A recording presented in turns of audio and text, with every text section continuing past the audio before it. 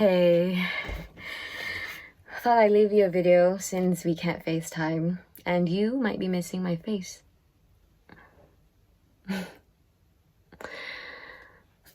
You'll have finished up by the time you see this, and I'll still be sleeping.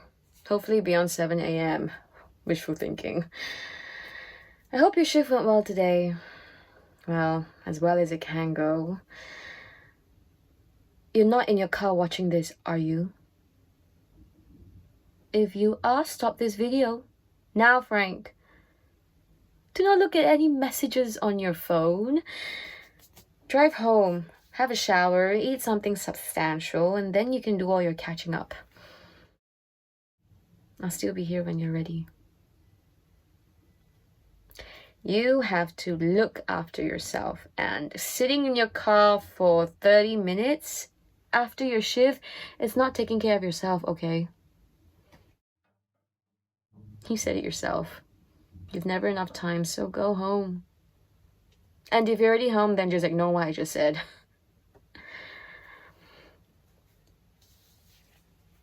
We miss you.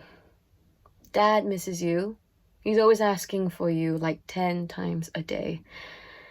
We were all out tonight clapping for you. Lily was out with a ladle and a pen.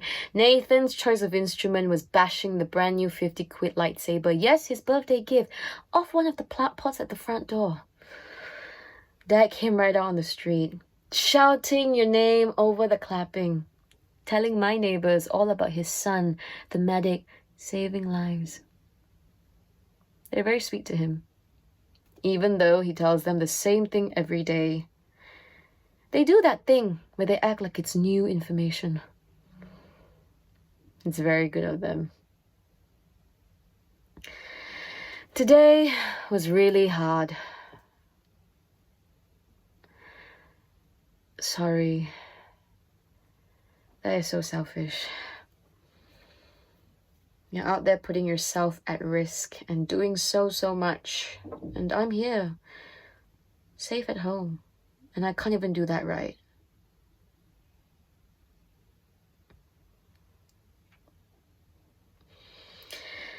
I shut myself in the utility cupboard today. I was on calls all morning to work.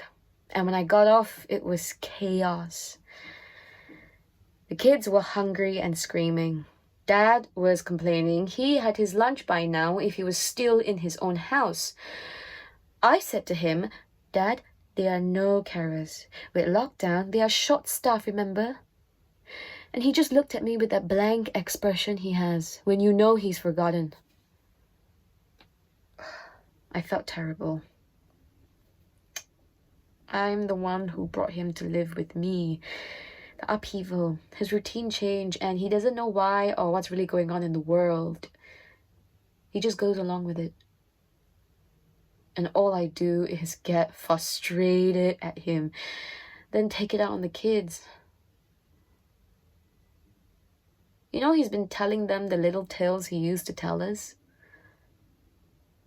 Nathan loves the Lunar New Year animal race because he's the rat who won, and Lily is drawing pictures of Jade Rabbit on the moon.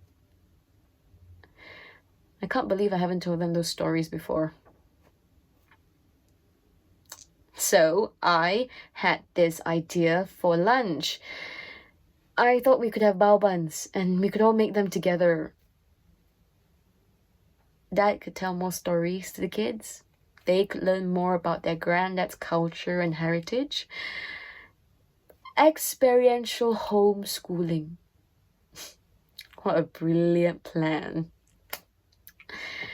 So we get out the flour and yeast, and Dad starts telling the story of the Monkey King. You remember that one? It was your favorite. Lily is out measuring the water. I'm getting all the ingredients together, and Nathan is he's just loving the story. He is acting it out with his lightsaber in his hand. The Monkey King is obviously a Jedi. If I had my phone at that point, it would have made an Instagram-worthy photo. It was all going so well. I turn my back for a second to get the salt, and all I hear is this crash.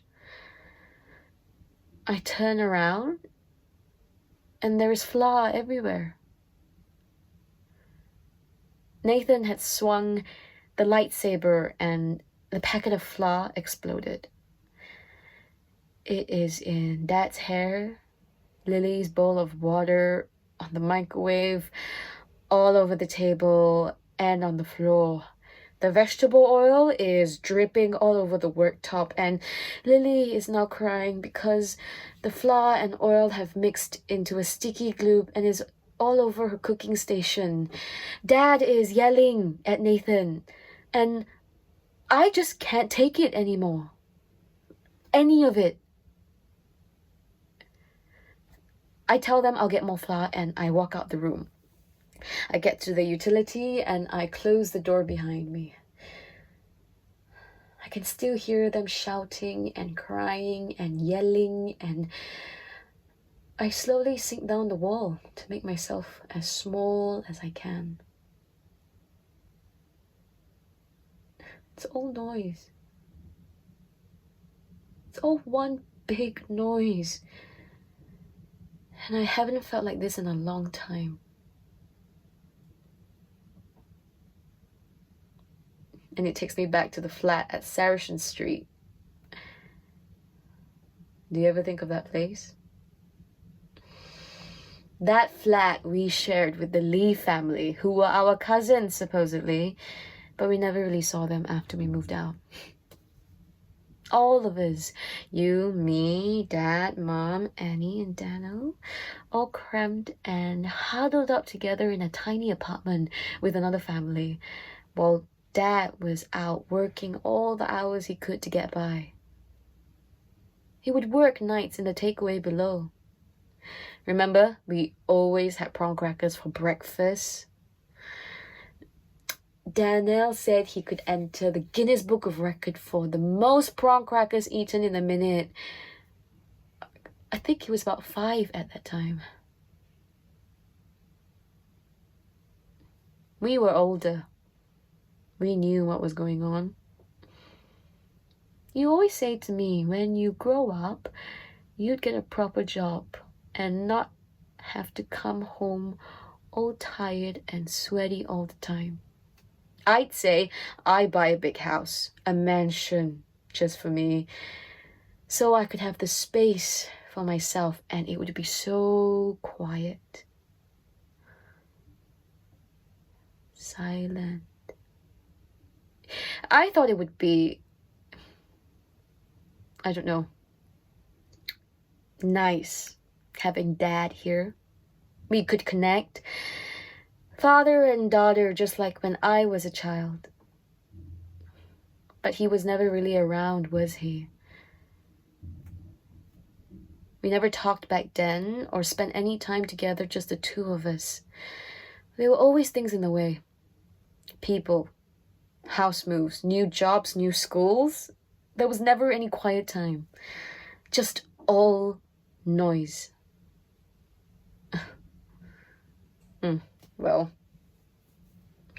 I've got a house with a utility room. Well, it's really just a big cupboard, but still, I kind of made it. And you, well, you wear a uniform. And you probably smell of hand sanitizer. So, you win some. I sat in here for as long as I could. There was no more flour, but I already knew that. I counted to 10, breathing in and out slowly.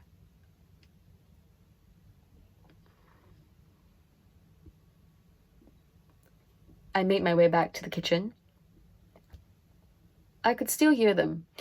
No shouting or screaming. It was still loud, but a different noise. I walked in, and there's Dad still slightly powdered in flour, drawing outlines of animals on the worktop.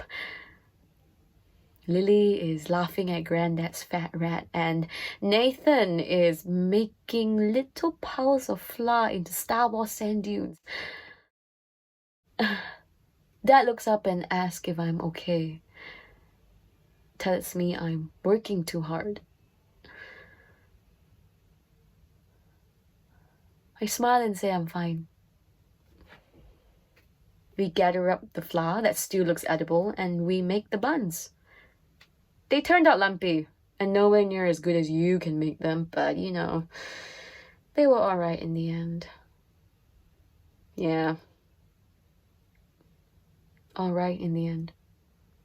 That's how we all turned out, eh?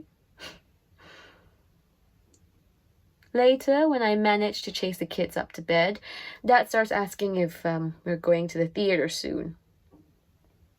I told him, soon.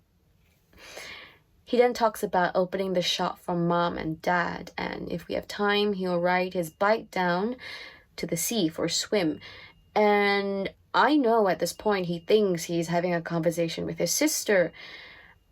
He thinks he's back in the home country he was born in, thousands of miles from here. I go along with it. It's happening more often, but it's manageable for now.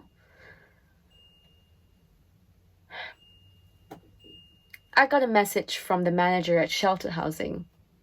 They said they're going to reinstate Dad's care package as of Monday. He'll get 3 care visits per day. I told Dad he can go back to his house next week if he wants to. He said he would like to sleep in his own bed. He said it's been really nice living with me, but it is all a bit too noisy for him. Can you believe it?